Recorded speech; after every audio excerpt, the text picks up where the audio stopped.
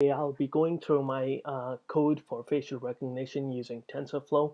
TensorFlow is the open source library by Google for machine learning. What we'll be doing here is we'll be taking two data sets and differentiating between the images and trying to get if the image belongs to set A or set B. Now the Firstly, what we're doing here is we're importing the libraries. This is importing the OS operating system libraries just in case we need to uh, um, access the path, and we need to access the directories where our data is saved. And then we have our matplotlib library, which will be useful in plotting our training and validation. And then we have the TensorFlow library itself. We will have the extensions of the TensorFlow library imported for some particular like image data generator like we're using, and the TensorFlow's Keras library extension where we're importing the array to image. So we will be accessing parts of the TensorFlow library specifically as well. And then we move on to preparing the data set itself. What we have is a base directory, which is named toClass, and then we have a set A and a set B. As the set A is the images for George W. Bush, and set B is the images for Colin Powell. Now, this data set was basically picked from the LFW data set, but it is only a subset where only images of George W. Bush and Colin Powell were taken into consideration for this particular project. So what we do is there are training directories, a validation directory, and a test directory under the base directory. And under each of these directories, train, validation, and test, we have two directories, set A and set B, which will be named as George W. Bush and Colin Powell with the underscores as mentioned. So what we're doing is we're defining the train directory, validation directory, and test directory, and we're defining the path for them with the base directory, and we're joining the train, validation, and test to the base directory's path. Now, the next thing we're doing is it's a small function to prepare the data. What it's basically is doing is it is setting all the paths for the train directory for set A, train directory for set B, and same for the validation and testing. The next thing is that we did look at the image augmentation. We are not using this as of now because we found that it was already optimized, so we didn't need to use the data augmentation, and it was not helping in order to get a better accuracy. Maybe this will be more useful when we work with a larger data set. But as of now, we're not using the augmentation. But what this basically means is we are changing the picture and trying to the so the same picture is being changed in order to make the system train better. What this is doing is this is TensorFlow function wherein it is rotating it and then it's shifting it. So these are the ranges where the image will be changed. So a range of 40 degrees will be applied to the image, and then there will be a width shift, and there will be a height shift, and shear range, and then zoom range, and then a horizontal flip is also allowed, and then fill mode is to the nearest. Um, the rest is just basic plotting the image so that we have a better UI to see the augmentation. The next is the we're importing the TensorFlow libraries, basically the layers library and the model library, just in case. Um, just to specify, what we're doing here is we are defining the convolution neural network model here. So we give the layers dot input. So we're just giving you the input here, and we're defining the shape of the input, and that will be 150 by 150 and 3 because it is an RGB image. Um, so although the images are bigger, what we're taking is just a 150 by 150 dimension, but the images are RGB. So for each pixel, we'll have a red, a green, and a blue value for them. Uh, and then what next we're doing is basically the architecture of the model itself. We're adding a layer, a convolution 2D layer with 64 filters with 3 by 3 size, and the activation function is ReLU, which is most commonly used in our um, in the machine learning for visual recognition. So next we're doing is a max pooling here. So there's another layer added, which is a max pooling 2D layer with a stride of 2. And the same thing applies again with 128 filters and 3 by 3 uh, size. And then the max pooling, and then 256 filters with 3, and 512 filters with 3, and then 512 filters with size 3. And then we're adding another layer to flatten the dimensions. And the next is just the dense, fully connected layers that we're adding for the system to learn better weights in order to get a better solution. Next, we're adding a dropout layer, which will which can be arranged from 0 to 1. We've put a 0.5 just to minimize, just to make sure that we have a better accuracy, and we're just leaving behind all the unnecessary information behind. And then we have a dense layer with one output, and this is our model. We just give an image input. This will be our output, and the image input comes from the layers.input. So we just display the summary here, giving the shape of each layer, and then the parameters that we're using in each layer. And this is the total number of parameters that we use. Now importing the TensorFlow library again, and compiling the model itself. Now we're using a loss function, which is a binary cross entropy, because we're just doing a binary classification just between two different sets. And then there's an optimizer. We are using Atom Optimizer, but anyone could go ahead and use Anagrad instead. The learning rate is 0.0005. This is the best learning rate we got for the accuracy that we needed. But this can be played around with depending on your this is one of the hyperparameters which is modified to get a better accuracy on your model. So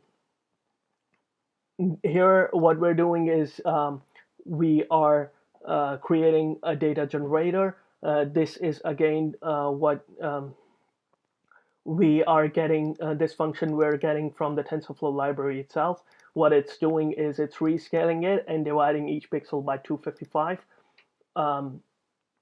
And we are creating a train generator and a validation generator. So this is generating the batches of 20 images each from the train directory, and it is giving the target size of 150 by 150. And this is a binary classification, so the class mode will be binary. For the validation, it will be taking the images from the validation directory itself. Now, this is just a plot of the images for using the matplotlib library, and so here what we're doing is we're using a fit generator. Again, this is a sub function of the model which we imported from the TensorFlow library itself. And then we use the train generator that we created just now in order to fetch the data in batches. And then we use the steps per epoch, and we do 80 epochs um, to train the system. This is where basically the system is getting trained, the model is getting trained, the data is being fetched, and the model is training and learning on the images from the training set, and they are getting validated on the validation data. So what we're doing is we're providing the validation data as well, and for the validation steps we have provided less steps because depending on the size that we have for the validation set and for the training set. So verbose is 2 so that we can see all the what all is happening here. Um, I'm sorry.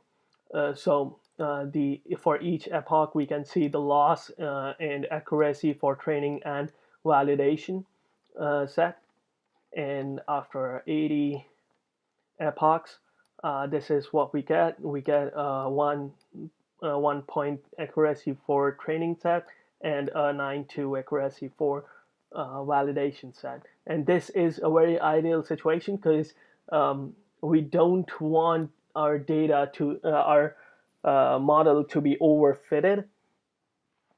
So the next thing that we're doing is we're doing the NumPy library, which is basically for any arrays or lists that we need to use. And then we're using a random library. And this is basically what we're doing here is we're taking successful outputs, we're taking a visualization model, and what we're creating in this part of the code is we're going through each layer and trying to display how the images look in each of the layers. We won't go through this in too much detail because this is not really relevant to our project where we are trying to see the accuracy. This is more when we are trying to change our hyperparameters and get a better result, try to understand how our model is working, and maybe add or remove layers from our model, trying to understand the model better and the hyperparameters as well. So basically, um, in short words, I would explain that this is going through each layer that we have and all successful feature maps that we get, and then after choosing the random images from both sets of training data, and we go through each layer and we display all the layers in a display grid so that we can see after each layer how does our feature maps look like, the features that matter to us most. So the next is the accuracy. What we're doing here is we're getting the accuracy and loss from training and validation sets when we train the model. So this is basically when we ran the training, this was all recorded. So we're just plotting it here. So the history function we use from our model, TensorFlow model, with the accuracy and validation accuracy and loss and validation loss. and then we just use a range of accuracy to for the epochs, and then we plot accuracy, validation accuracy, and then loss and validation loss. Next, what we're doing here is we're taking a training image randomly from the set A in the training directory, and we're taking an image path for the training set A training directory again, and then we're taking the loading the image, the train image, and we use this path again, and we use a target size of 150 by 150 pixels, and then we are just displaying the image, and then we are expanding the dimensions just to make sure that we are able to see the shape as well, because when we're predicting we need to make sure that it has shape of the image um, defined, which is basically why we are using the expand dims function as well. So we just use the model that we created to predict, and then we get an accuracy of 1, and then we go through the training image again from the set B, going through the same channels, and then we predict, and it is 0. So for 1, it is for George Bush, and 0 is assigned for Colin Powell.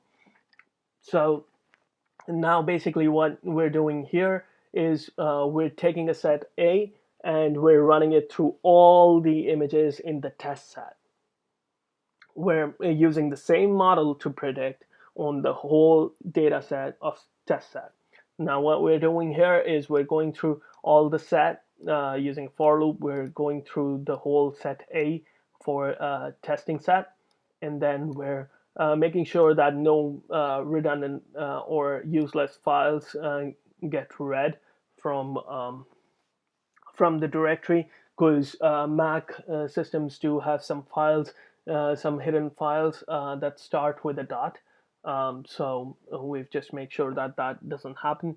The next thing is we join the OS path and the file name that we're trying to get, and then we load the file, and then we load the we expand the dimensions just like we did for a single image, and then we predict the file, and if the prediction is less than 0.5, we say that it's Colin Powell. Otherwise we say that it's George W. Bush, and if it's neither and it's a 0.5, then we declare it inconclusive. um, so the counters keep running. We have declared them 0 before running the for loop. They keep running until our test is complete, our test set is finished, and then we print um, the A list. So the A list is all the inconclusive files. Um, so we did not get any inconclusive files, so that is very good. But if we had a file that was a probability of 0.5, then what would happen is it would actually print the list of files that were not conclusive and were not read as Colin Powell or George W. Bush. So it's just basically printing our results for Colin Powell, George Bush, inconclusive, and then it's doing a percentage of George Bush over um, over all the sets, the whole set, and it's just multiplying it by 100 just to get the percentage of how much um, we are getting, how much accuracy we're getting on the set A. Then we're doing the same thing for Colin Powell, the set B, and we're getting an 86 percentile here. We're just doing an average percentage here for 91.41%. Now basically we're doing the same thing we did on the training set, on the test set as well. We're just taking a random test image and setting the shape for it, and then we're printing the image itself, and we are basically a simple if else if conditions to find out if it was defined as Colin Powell, it was predicted as Colin Powell, George Bush, or inconclusive. So it was correctly identified as Colin Powell. Here I end my video. If you have any questions, please do let me know.